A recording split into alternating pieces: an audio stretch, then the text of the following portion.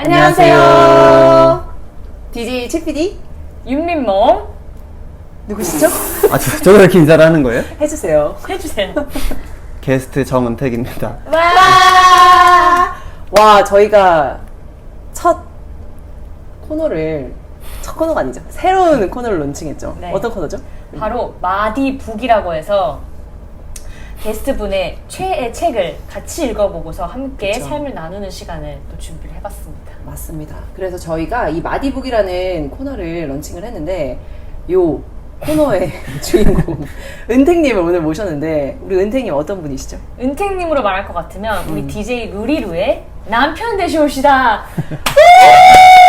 이제 신혼을 아직 몽글몽글하게 즐기고 계신데 은택님으로 말할 것 같으면 강원도 토박이로 31년을 한국에 사셨지만 미국으로 날아가서 무려 이제 하버드 신대원에서 신학을 공부하고 계시는 잠깐 결혼하고 지금 한국에 오셨거든요. 요 사이를 놓치지 않고 네 저희가 첫 번째 게스트로 모셔봤습니다. 그리고 무려 지금 우리 은택님과 DJ 루리루의 신혼집에 그것도 오늘 이사해가지고 첫날. 지금 저희 여기 살짝 넘어가면 다 이제 이삿짐이거든요 지금 저희가 영광스럽습니다. 네, 요 신혼 첫 이사하신 첫 집에 저희가 들어와가지고 네 은택님을 만나러 왔습니다.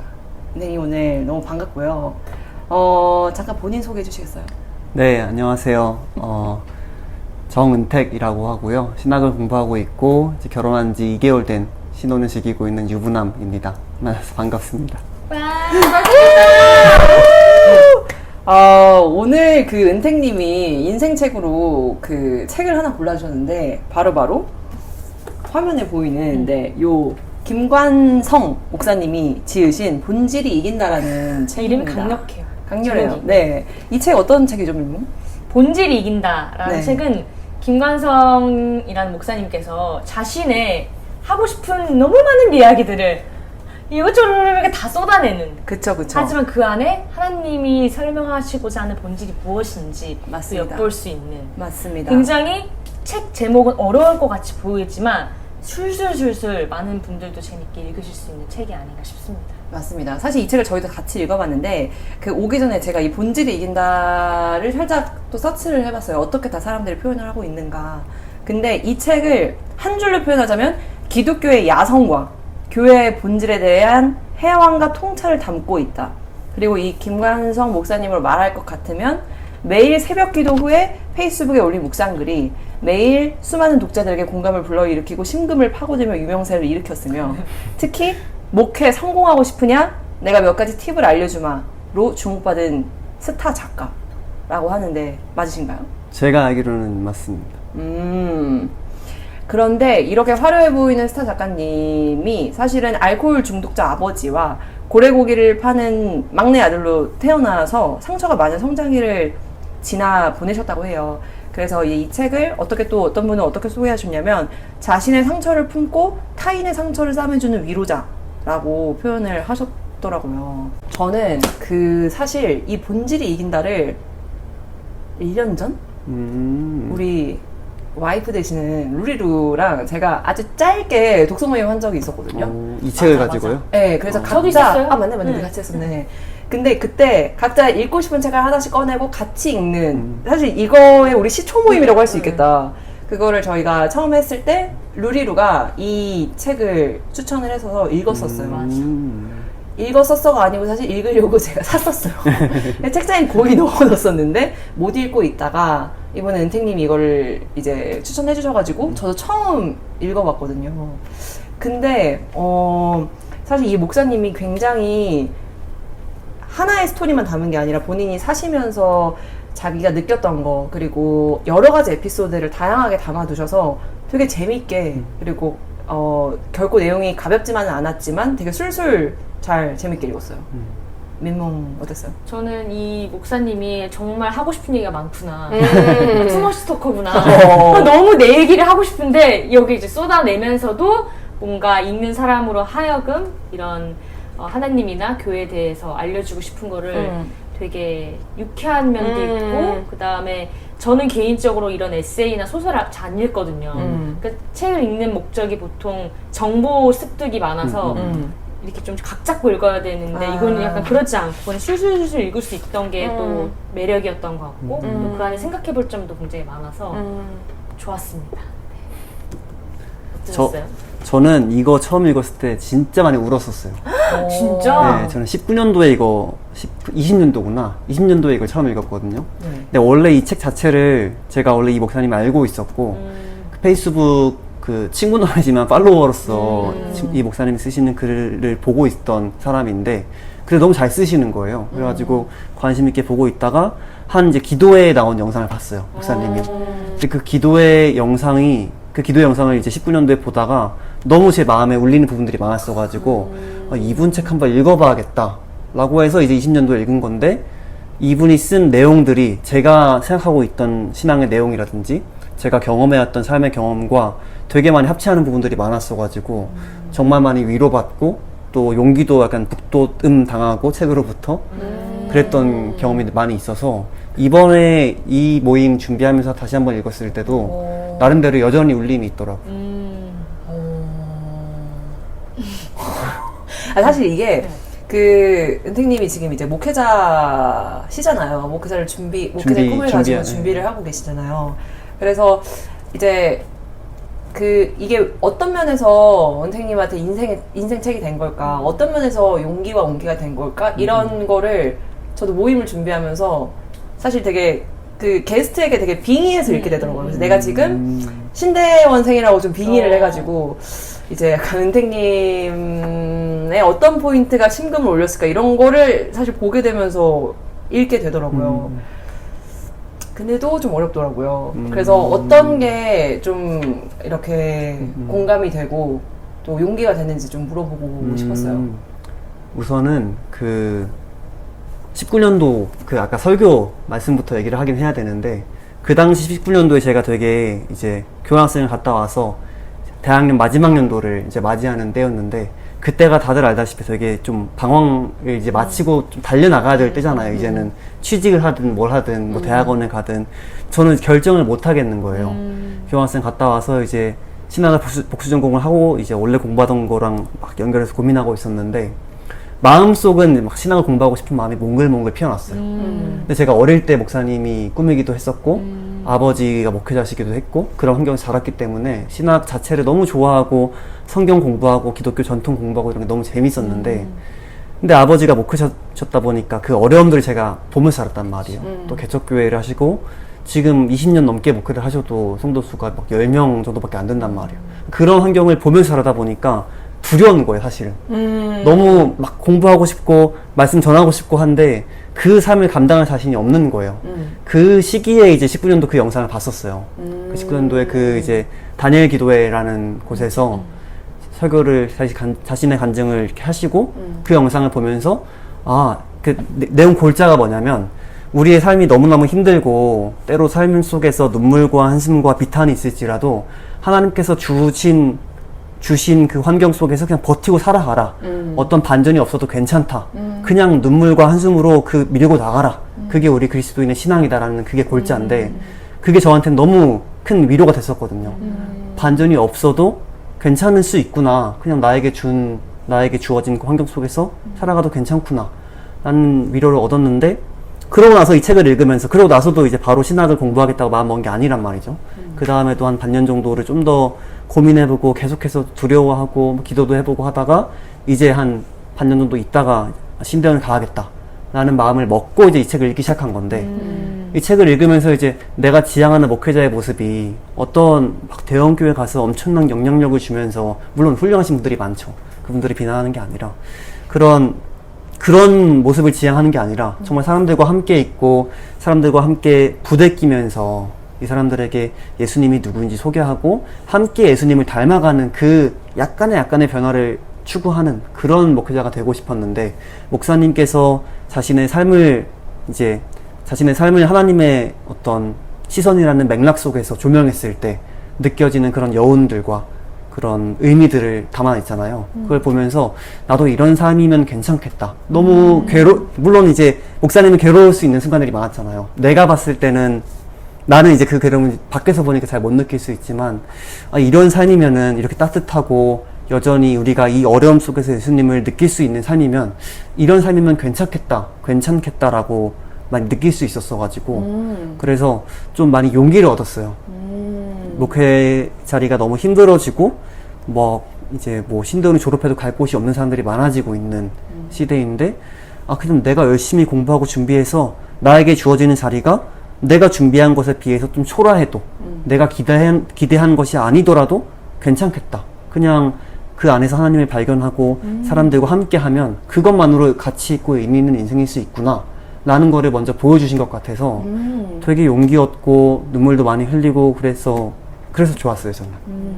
이게 듣다 보니까 이제 어렸을 때부터 목회자의 꿈이 있다고 하셨었잖아요. 근데 여러 가지 이제 개인적인 고민들로 목회를 할지 말지, 목회자의 길로 갈지 말지 고민을 하셨었는데 실제 그 길을 가고 있는 사람이 걱정이 되고 좀 염려가 되는 부분에 대해서 경험을 통해 괜찮다라는 거를 말을 해주는 걸 보면서 용기와 온기가 되셨을 수 있겠다라는 생각이 드는데 사실 되게 많은 목사님들이 글을 쓰고 여러 가지 컨텐츠를 주시는데 특별히 이 목사님에게 더 공감이 되고 했던 포인트가 예를 들어 좀 닮은 구석이 있다라던가 아니면 특별히 뭔가 공감되는 포인트가 더 있어서 더 공감이 됐던 우선은 네, 너무 좋은 질문이라고 생각하는데 우선은 좋았던 게 삶이라는 게 사실 되게 애매모호한 부분들이 많잖아요. 우리가 신앙인으로 살아가지만 신앙에 내 믿음으로 설명 안 되는 부분들도 많이 있단 말이죠.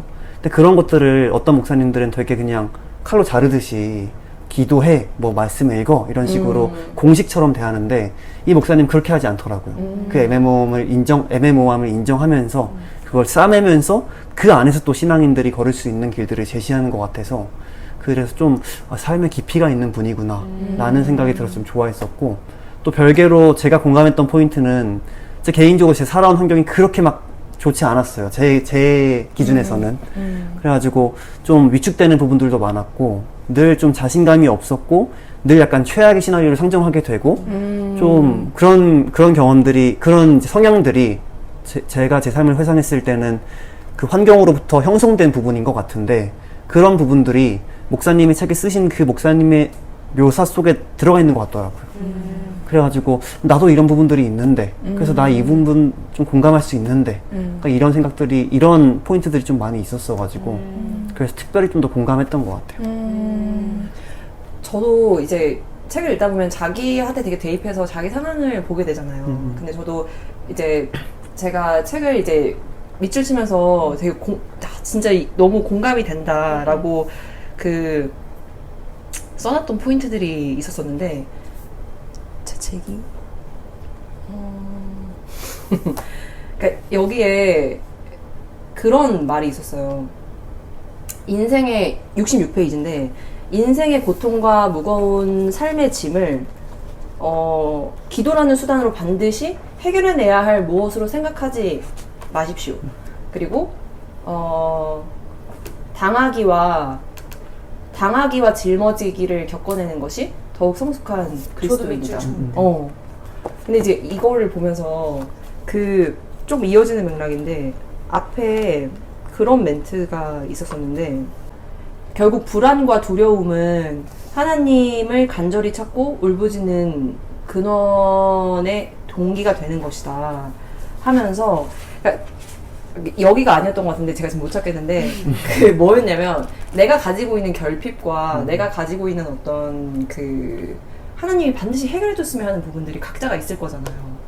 근데 그게 하나님을 더 찾게 되는 그런 동기가 된다 라는 그런 메시지였는데 여기 목사님도 우리가 하나님 앞에 뭔가 간절하게 뭔가를 원하지만 그걸 되게 노골적으로 파보면 하나님께서 더 이상 내 인생을 초라하게 만들지 말아달라고 요구를 하게 되는 메시지인 게 많은데 저는 되게 이 부분이 공감이 가더라고요.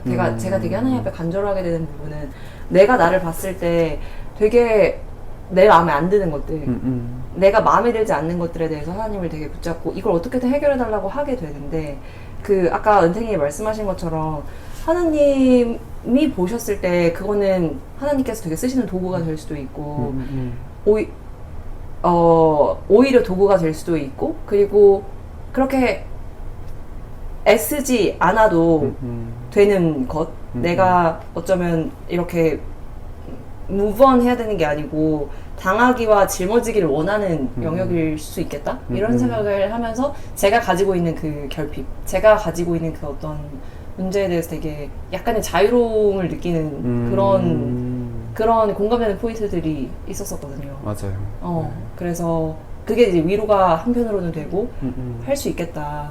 좀 더 의연해질 수 있겠다. 이런 용기가 됐었었는데 그런 비슷한 거였을 수 있겠다. 이런 생각이 드네요. 맞아요. 뭔가 초라함이나 결핍이라는 게 반드시 우리가 해결해야 될 어떤 것이라기보다는 네. 하나님께서 그러니까 그걸 해결해야 되는 것으로 상정하고 하나님 이거를 해결해 주세요라고 하는 게 아니라 하나님께서 그 초라함을 열매로 사용하셔서 나를 변해가실 거를 기대할 수 있는 그 다음의 지평까지도 기대하게 하는 그런 약간 설명들이 많이 써 있는 것 같더라고요. 그러면서 여기 69페이지에 이 목사님이 십자가의 능력이 지질이 궁상을 떠는 서글픈 삶의 현실 속에서 터져나오는 것이다. 이러면서 띵언을 하셨는데 아 진짜 너무 맞는 것 같다. 근데 이 서글픈 삶이 정말 서글프게 느껴질 때가 있잖아요. 각자의 그 영역에서. 이거는 좀 근데 이제 그만 했으면 좋겠다. 좀 어려운 것 같아요. 맞아. 자, 책을 읽어보면서 좀 같이 나눠보고 싶은 것들이 있었거든요. 제가 질문을 몇 가지 해보도록 하겠습니다. 네. 일단 첫 번째는 이런 게 있었어요. 원래 사람이 자기가 관심 있는 건 좀 꽂히잖아요. 읽다가도. 여기서 이제 비유를 들어주셨는데 전 세계 사람들의 사망 원인 첫 번째 자리가 어떤 질병인지 아냐. 뇌졸중, 심장병, 암, 에이즈 이런 것들이 아닙니다. 감기로 인한 폐렴 합병증이 넘버원이다 라고 하는데 아니거든요. 우리나라 암이 1위거든요. 잘못하셨네요. 잘못하셨거든요. 책이 옛날에 쓰여져가지고. 옛날에 쓰여지고 우리나라는 암이 압도적인데 그러다 보니까 이제 미국이나 이런 데는 이제 호흡기 질환이 많은데 이걸 보면서 이제 우리나라는 다른 나라와 다르게 우리만이 갖고 있는 그런 고질적인 문제가 있을 것이다. 우리나라만의. 그래서 이제 우리나라 교회라든지 이런 기독교적인 부분에서 다른 전 세계와는 다르게 조금 좀 개선되었으면 한다던가 아니면 생각하시는 좀 문제의식 같은 게 있으신지 그런 게 좀 궁금했습니다. 저는 네. 그러니까 제가 뭐 이렇게 뭐 문제가 뭐다라고 말할 수 있는 식견을 갖춘 사람은 아니어서 책을 읽으면서 이제 목사님께서 진단하신 부분들이 중 하나가 제가 마음에 들었던 것 중 하나는 아까 그 언급했던 거기도 한데 그런 한국 교회가 너무 신앙을 약간 공식처럼 만들어서 대입하려고 하고 그 안에서만 설명하려고 한다. 그 삶의 그런 복잡하고 애매모호한 부분들을 충분히 포착하지 못하고 그냥 공식처럼 기도하면 되고 말씀 읽으면 되고 이런 식으로 하다 보니까 충분히 사람들의 공감을 못 얻는 거죠. 그래서 그런 것들을 좀 더 삶에 대해서 깊이 체험하고 거기에 대해서 좀 더 따뜻한 시선? 조금 더 약간 교리적이거나 이런 것보다도 조금 더 사람들의 눈높이에 맞는 언어의 그런 신앙적인 형태의 목회가 있다면 좀 더 많은 사람들이 교회를 찾지 않을까 라는 생각은 하는 것 같아요. 제가 저번 주에 이제 저희 남편이랑 같이 교회를 다니는데 저희 남편은 제가 이제 교회를 가야 된다고 하니까 가지만 완전히 아직 믿음으로 서진 않았는데 그러면서 이제 제가 이제 여러 설교도 들려주고 직접 교회도 같이 가면서 근데 하는 말이 뭐냐면 이제 거의 초신자니까 근데 대부분 자기 개발서처럼 얘기한다는 거예요. 목사님이 그래요? 많은 목사님들이 제가 들어본 그러니까 뭐 삶에서 이렇게 하세요. 뭐 정말로 그냥 뭐 예를 들면 남편으로서 뭐 아내로서 아니 직장에서 좋은 말은 많거든요. 그걸 이제 성경 기반에서 얘기하지만 자기는 성경이 알고 싶대요. 나는 성경의 역사를 알고 싶고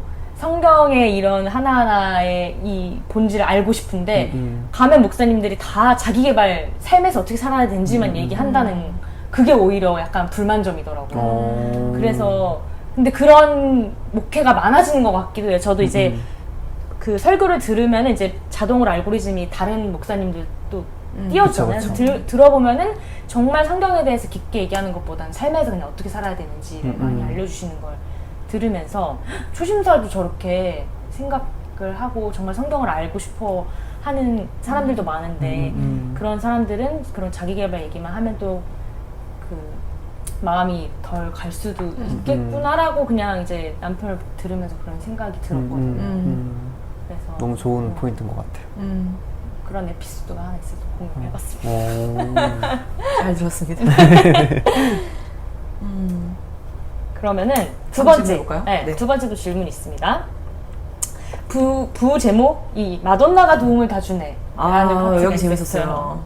이런 것도 있었어요. 그 목사님 결혼의 목적이 무엇입니까? 라고 이제 물어본 거죠. 하니까 전도사님 그리스도인의 결혼 목적은 행복이 아닙니다. 주님밖에 없다는 사실을 깨닫기 위해서 결혼하는 것입니다. 라는 이 멘트 정말, 어떠세요? 근데 신혼부부 2개월 차. 제 와이프가 저기 있지만 맞는 것 같아요. 농담이고 이게 쓰신 그러니까 이 말씀하신 목사님께서 결혼 생활 좀 고단하시지 않았을까 라는 생각도 좀 들고 또 아예 틀린 말은 아닌 것 같아요. 결혼 생활을 하면서 저도 막 이제 신혼이지만 제가 얼마나 부족한 사람인지를 많이 경험하고 있거든요. 많이 싸우거나 이럴 때마다 싸울 때는 진짜 막 교회에서 이렇게 막 나누던 그 사람이 아닐 정도로 막 화가 올라오고 네. 그 다음에 또 기도할 때는 되게 열심히 하고 하나님께서 붙여주신 사람인데 제가 이렇게 대했네요 하고 그 다음 날 또 막 싸울 때 보면은 네, 그냥 뭐 그런 기도를 언제 했냐는 듯이 하는 거 보니까 참 얼마나 내가 부족한 사람인지를 알게 되는 것 같더라고요. 계속해서 여기에 보면은 이 김광성 목사님이 사실 여기 소개글에도 짧게 나와 있지만 되게 어려운 유년 시절을 보내잖아요. 아버지는 알코올 중독자시고 엄청난 가난과 이 박지 않았던 유년 시절에서 어머니가 혼자 고래고기를 파시면서 생계를 짊어지고 되게 어려운 그런 가정 환경 속에 자랐는데 어린 김광성 목사님을 변화시킨 우리가 얘기한 그 사랑으로 이 학대와 여러 가지 결핍을 가지고 있는 이 어린 김광성 목사님의 삶을 변화시킨 분이 이정혜 선생님이신데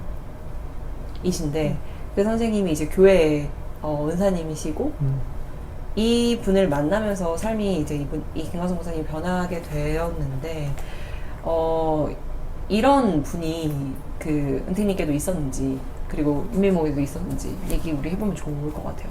뭔가 인생의 나를 되게 변화시킨 꼭 선생님이 아니더라도 그런 사람이 있으세요?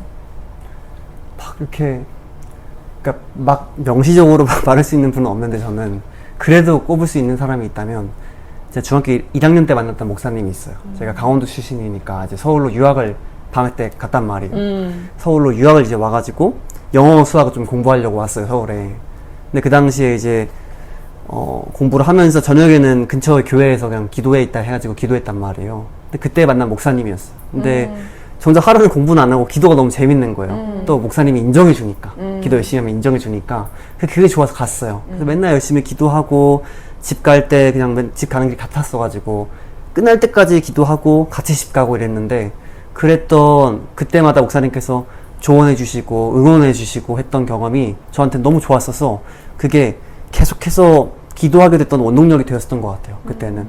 그리고 사실 그분이 지금은 계시지 않아요. 지금 세상에. 하나님 곁에 계신데 선교 가셔가지고 이제 그분이 타신 버스가 추락하는 바람에 이제 돌아가시게 되셨단 말이에요. 근데 그분이 그 선교 가시기 전에 저한테 와서 책을 주셨었어요. 그때 이제 목적이 이끄는 삶을 주셨는데 그거를 보면서 이제 그 어린 나이에는 뭐 그게 제 인생을 바꿨다 정도는 아닐 수 있어도 그 중학교 그 시절에는 그분과 함께 기도했던 시간 그리고 그분이 세상을 떠나시기 전에 굳이 강원도까지 와서 저를 보러 오신 거였단 말이에요. 그 열심히 기도했던 친구여가지고 그 교회 교인도 아니었는데 그랬던 목사님의 그 진심을 보면서 그 당시에는 제 생각으로는 이런 나를 위해 기대해주는 사람이 있구나.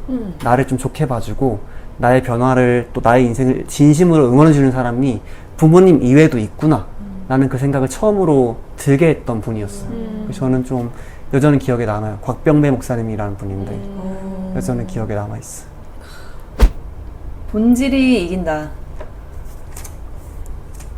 짧은 시간 안에 되게 많은 나눔을 한 것 같아요. 은택님에게 마지막으로 질문 마지막. 네, 이 마디북 본질이 이긴다는 정은택에게 본질이 이긴다라는 책은? 저한테 본질이 이긴다는 하나님의 사랑이 사람 냄새로 표현된 책이다 라고 할 수 있을 것 같아요. 너무 멋있는 말이네요. 제가 실제로 느꼈던 부분이어가지고 사람 냄새도 나고 하나님의 사랑도 느껴지고. 너무 좋은 표현인 것 같습니다. 노래가 갑자기 나올 뻔했는데. 해주세요. 정인의 사람 냄새라는 노래가 있거든요. 맞아요. 네, 들어보세요. 네, 밑에 지금 깔리고 있을 거예요. 좋아요. 자, 마디북 첫화. 오늘 마디북 재밌네요. 재밌네. 게스트의 이 인생 책을 같이 읽어보니까 저도 오랜만에 나름 독서하면서 또 지하철 왔다 갔다 하면서 많이 읽었는데 뭔가 약간 또 제목이 강렬하게 빨간 줄 본질이 이긴다니까 약간 좀 철학과 학생 같기도 하고 살짝 그런 약간 또 뽕을 맞으면서 약간 읽었었거든요. 좋습니다. 다음 화에도 본질이 이긴다 못지않은 띵북으로 돌아오겠죠? 그럽시다. 그렇게 하도록 합시다. 네, 그렇도록 합시다. 그럼 모두 안녕. 어디를 보고 왔냐? 안녕. 어디를 보고.